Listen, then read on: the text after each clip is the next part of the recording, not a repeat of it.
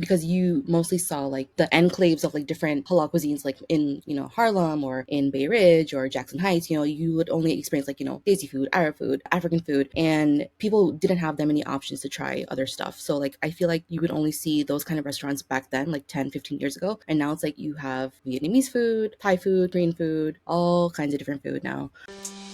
The Halal Food Podcast by Halalrun, the #1 guide to halal eating options in the US, Canada, and the UK.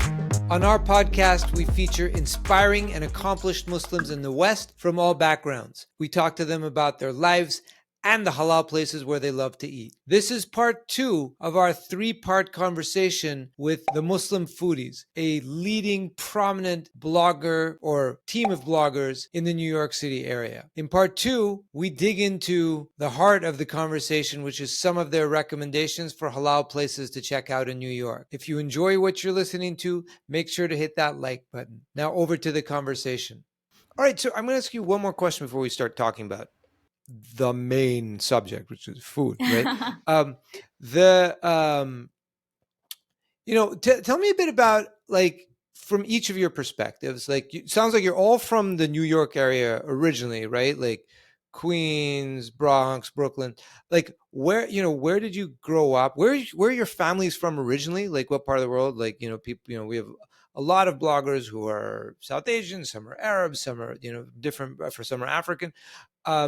So what's your family background? And then how is, as a New Yorker myself too, like, how have each of you seen the New York halal food scene / options evolve, like, over your lifetime here? And I mean, we can go in any order, or I can just call. So why don't we start with Tahirah?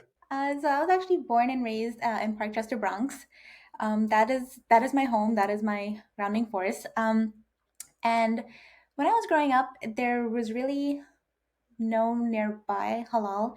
Like, Parkchester now has boomed because there's so many Muslims in that area now. Like, a lot flock to that area. So now we have different options like halal pizza, burgers, meats, curries, biryanis, like all sorts. But when I was growing up, it was really this Kennedy Fried Chicken, and then Musa Halal Chinese opened up. And I remember, like, Musa Halal holds a special place in my heart because I really feel like that was such a defining moment for Parkchester. Like, you have your chain restaurants like your Kennedy's, but to actually get Asian food, I guess, like, I wasn't used to that. My family is from Guyana, so I was raised on a lot of curries, a lot of rices, rotis. So to have, oh my God, I want sesame chicken or General Tso's beef and broccoli. Like, my parents aren't cooking that, so Musa was like this defining moment for me, and probably the real start of like me wanting to try other cuisines than your basic fried chickens or your curries. But yeah, Parkchester has now like boomed. There's a halal meat store in like every corner now because of the population there. So even just going back home, it really, I don't know, just special. Cool. All right. What about you, Jiniya? I was born in Bangladesh. I came here as a newborn. I have lived in Ozone Park pretty much my whole life. Um, and there wasn't really, like halal options near me except for like a few halal supermarkets. And then like this like halal pizza / fried chicken store opened up, and it was kind of like the talk of the town back when I was in like middle school or I think elementary school. And everyone would just go there. So we would always get pizza all the time, or like we would be able to try pepperoni pizza. It was really cool. And I think like as growing up, seeing the New York City halal landscape, the food landscape change, it's changed so much. Even like because of the pandemic, I think a lot of things have just kind of turned in a way that I wasn't expecting. A lot of restaurants have unfortunately closed down because of the pandemic, but I think a lot of new age halal restaurants have opened up. There's like new ideas, there's new concepts being brought forth, in the last like 2-3 years. And I think that's mostly in due to part of people wanting to try different things. There's just like this novelty element of like people wanting to just try different, Mexican food for the first time, or Korean food for the first time. It's kind of like there's this like element of like this newness, where, oh, I haven't been able to try this in a halal version my whole life, so let me just go try it now. Um, and I think it's also like a lot of it is contributed to like first generation, Mhm. second generation kids who, whose parents are probably just like came to America like 20 years ago or 30 years ago, and they weren't able to like experience halal cuisine to its fullest, um, because you mostly saw like, the enclaves of like different halal cuisines, like in, Harlem or in Bay Ridge or Jackson Heights. You would only experience like, Desi food, Arab food, African food, and people didn't have that many options to try other stuff. So like I feel like you would only see those kind of restaurants back then, like 10, 15 years ago, and now it's like you have Vietnamese food, Thai food, Korean food, all kinds of different food now. And I only see it expanding, completely expanding. Very cool. Okay, and Sameen, what about your story? So I am originally, me and my family were originally from Pakistan, and I came here, or we settled down in New York back in like 2003, so like when I was 8 years old. And then I live in an area. Well, I'm from Ridgewood, New York, which is like in Queens. Um, I don't know if a lot of people know about it, but it's like borderline Brooklyn and Queens. And I grew up with a lot of Eastern Europeans. So in my neighborhoods, we had a lot of Polish people, Balkan people, like so a lot of like Europeans, and I think we were the only Pakistani or like Desi family in that neighborhood, or in that like or at least like in like a 5 block there. But like so, I really didn't grow up with anything halal outside of my house. We just ate like at home, and outside of my house it was just pizza every day. Like I would just go to school, and across the street of my school was like a pizzeria, so we just have like pizza.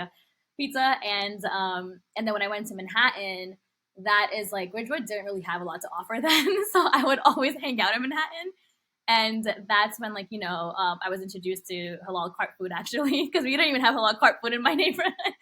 So my halal experience kind of started there. Like we had like cart food, and then from there on, that's when I started exploring Manhattan more for halal, other halal options. But like Jiniya said, during that time, it was a lot of the halal options you would find were cuisines that were from countries that were predominantly Muslim. So like Jiniya mentioned, African countries, like South Asian countries, and like Middle Eastern countries. So that was like what you were kind of limited to, and then and like Central Asian, like all of that, like Afghan food and stuff. Um, but like as after, I think, well, yeah, like I think what Junior said, like during like COVID, or like not even, I guess, like yeah, like during when I was in college around like 2017 onward, well, after I graduated, we did see an increase in or like halal food expanding to other cuisines like American, Italian, Korean, Thai. So we did see a lot of that. And to add on to what Jania said, I do think that being like first generation and second, like first generation, second generation kids, like growing up, like in this community in like New York, in like a very diverse city, I think that contributed a lot to it, because like they had friends from like everywhere, right? So, and then wanting to try those cuisines, and and then also like adopting it and like wanting to try it, like but they only eat halal. So like just I think now we have a lot of business oriented people. So like I think they just were like, what, let's open a restaurant, and then let's open it with like something that I've always wanted to try. So, and that's where like we also had like the whole birria thing during the COVID time, where like birria became like a huge thing. And then we had our first halal birria store in Bayside. And yeah, so I think that's like it's, and like Julia said, I think it's only going to expand from here. Awesome. So now let's move on to the main event, which is, food recommendations from the Muslim foodies. So, you're each in, you're together, you're one team, but you each grew up in different areas and now you live in different areas. Why don't we, go through each of your sort of like things, places to check out in the New York or tri-state area. So why don't we start with Jinia? like what are some places you like or that our viewers should check out, whether they're like all one cuisine or all one borough or all different? Like what do you got? So I guess the first place would be Asian Taste 86. It's a very small, I guess I think family run Indonesian restaurant in Elmers. I personally really love Indonesian food. I think it's my favorite cuisine. I just really love and enjoy like the sweet and spicy flavors, the incorporation of like sambal and coconut milk and like all that stuff. And I just really love, um, just the taste of all that. And I try to go to the Indonesian food bazaar often too because I always tell Tahirah and Sameen like I'm gonna go to the Indonesian food bazaar this month, and I never end up going because of just things just happen. But I really love Indonesian food. I love the soups, the sautés, the fried chicken. It's just all so good to me. I also like Momo Crave in Woodside. I'm a huge dumpling fan. I love dumplings. They have like 12 variations of momos, either chicken or beef, and it's actually not Muslim owned. They actually just incorporate all halal meat. They get it from I believe Jackson Heights, and I just love dumplings, and it just makes me so happy. Their chop momo is really good. That I always get that every time I go, and their tandoori momo is also really really good. And I guess like my final place would be BK Johnny. I think they have the best lamb chops ever. Even though it's very like I'm gonna be honest, it's very pricey, but lamb is pricey across the board. But their lamb chops are like legendary. Like I've never had a better lamb chop than BK Johnny's, and their burgers also very good. Yeah, I've probably eaten at BK Johnny 100 times, maybe possibly more, possibly more. They're awesome. Those are great picks. And I've actually tried Momo Crave too. Like that's a great spot. So and for those of you watching, it's getting close to lunchtime in New York, and I think we're all getting really hungry talking about this, but we're gonna keep going. All right. So Sameen, what are some spots, in the five boroughs or anywhere in any cuisine, whatever, that you think our viewers should check out if they live in New York, if they come to New York? Um, so I think for my favorite, or like these are the restaurants that I guess like that live in my head.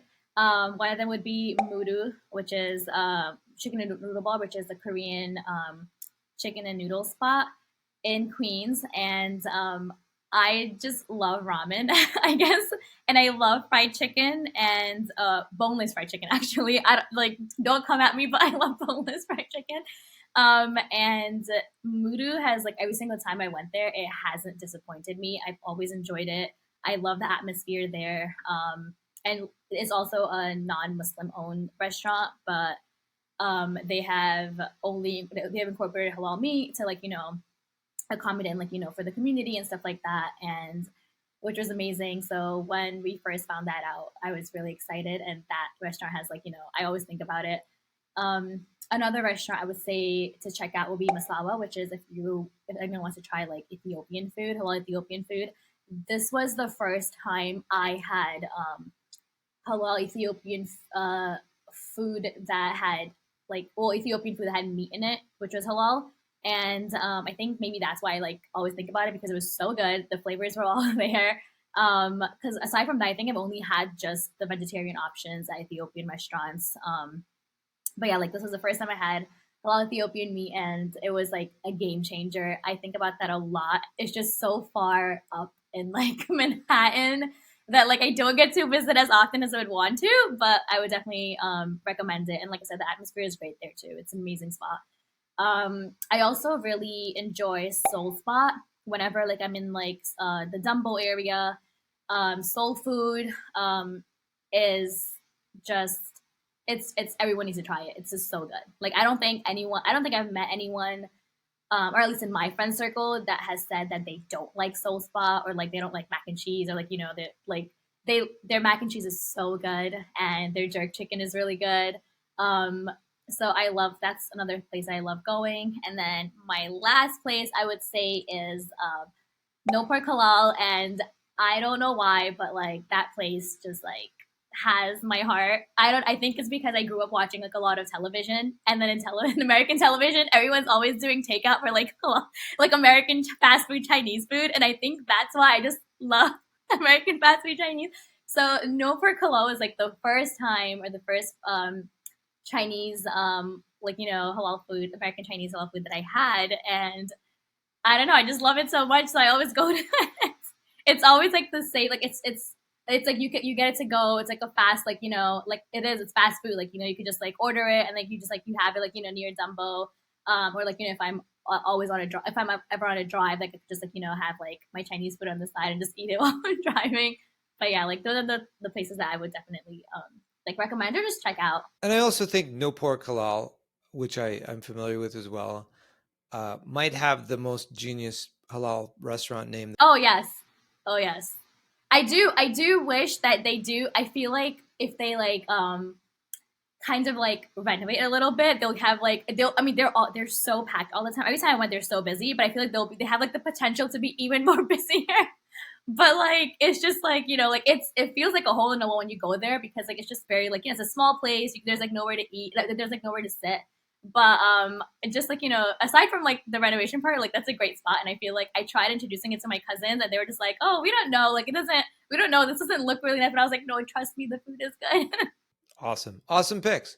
Okay, Tahirah, although you are like originally from the Bronx, I understand you spend a fair amount of time in New Jersey now.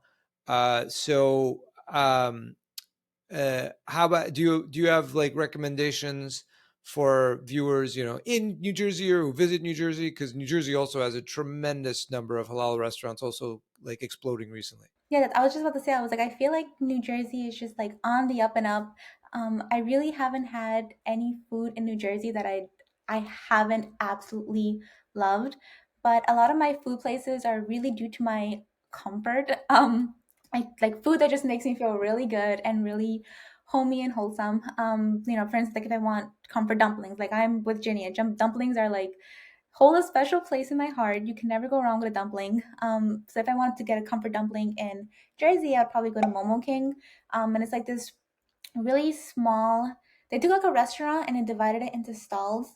So one of the stalls is Momo King, and it's just like this really tiny restaurant, but the momos there are just packed with flavor. It's really fresh, and like really juicy. And I think like that's like a key part of a dumpling is just to have that really good juice in it. If I actually first tried Palestinian food, and I first had my first makluba, and that was from Olive Bistro, and that changed my life. Like, I just don't understand. Not that I don't understand, but it's just the amount of flavor in that one dish, and the way like the chicken fell off the bone, and like I don't know, like the whole presentation of it, the whole mastermind who decided like if your makluba is only perfect if it comes out in the shape of the pot. So I was like, who thinks of these things? But like when you look at it, it's just cuisine art. If I want hot chicken, let's say, I would probably go to Fluffy's, and Fluffy's actually opening up a few more locations, which is really nice. But right now, the location's up in North Jersey. Kind of forgot the city, but like Fluffy's hot chicken sandwich is probably the best that I've had. If We're I, gonna start a war right now. I know, I know there's too many hot chicken spots. Yeah, Okay. hot chicken sandwiches are a controversial topic because people Yes. like Oh everyone yeah, has their passionate like yes, like spot. Yeah, mine is Fluffy's. Like Fluffy's, when I first had them, I was like this, and I don't know, like the way they just a lot. I feel like with a lot of hot chicken sandwiches, people just flavor the outside, and the actual meat itself is not seasoned or like didn't get a good brining. I don't know what it is, but Fluffy's does it best in my opinion, and hopefully, there's not a war happening after this is posted. For burgers, I would probably go to Zax's or Smashville. And honestly, like funny story, I actually like last July I was driving to New York and I had my first tire blowout and I nearly like crashed into like I swerved, almost crashed into the concrete barrier. And I remember just being so shaken up by it. And at the end of the day, I didn't make it to New York. I was actually going on a Muslim foodie run, so I was rushing, but I don't know, like my tire just conked out on me. And so at the end of the day, I was just like, I just want smash rolls. And I just sat quietly in the car until I got my smash rolls, until I ate it. And all I wanted was the double patty and the hot fries. And that revived me almost. Like it was pretty funny to watch me go from a 0 to like 95 So yeah, I feel like for Jersey, you know, if it, hot pot was something that I didn't like at first, until I had Beijing hot pot, and now like that's the spot again. Like it's a comfort thing. If I'm in the area, or I would probably drive the hour just to go and get it. Um, Again, like for comfort, if I don't know, if I had a bad day at work, I'll be like, you know what, we're gonna get some hot pot Tahirah. Let's go. um, so, and for, you know, packing inspired food would probably be Coca. I think they really do their street food really nice. Um, I don't think I ever had the lamb chops from BK Jani, but I had the lamb chops from Coca. And I am actually not really a big lamb eater, but Coca's lamb chops were very memorable. In comparison to BK Johnny's, I have no idea, but Coca's, like, again, comfort food, their sauces, the way that they cook their meats, burgers, everything is just done really on well. So a lot of my places are in New Jersey, and all of them are focused on what food really means to me, and it's bringing me comfort. That's awesome. So I'm just going to follow up on one thing because you can probably tell right now I love burgers, and I also know the area. So you mentioned Zach's, assuming the one in like Princeton Junction or that one. Oh no, this one is East Brunswick on Riders Lane. It's actually like a new location that they opened up. Got it. So what do you like about Zach's? Zach's, so the thing about Zach's is that they have so many different burgers. I really love the quality of the meat that they're using. Like you can tell it's not frozen per se. Like everything is, I don't know, it's just really made fresh. I like the variety of their burgers. Like compared to Smashville, you're gonna get either a single patty or a double patty, and they really have the onions, the sauce, and your ketchup, pickles, and that's your burger. But with Zach's, you're able to customize more, get different toppings, bacon. Their bacon cheese fries are, again, comfort. um, but it's so good. Um, like very rarely do I ever drive past Writer's Lane and not stop in at Zach's specifically for their bacon cheese fries. But their burgers are really, um, I think for the area as well. Like we don't really have a lot of halal burger spots here, but I think Zach's does it really well, where they give everybody a little bit of something, and they also have their chicken sandwiches and their veggie options. Their milkshakes are really good. I think it's like what you think about like an all Americana sort of burger spot. Zach's resonates with me with that. Thanks for joining us. Halalrun is the #1 guide to halal eating options in the US, Canada, and UK.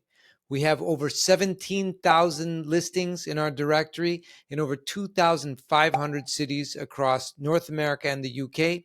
You can find us on our website, halalrun.com, or on all our socials, where everywhere we are at Halalrun. If you enjoyed today's episode, please make sure to subscribe so we can bring you more content just like this. We are here to serve you.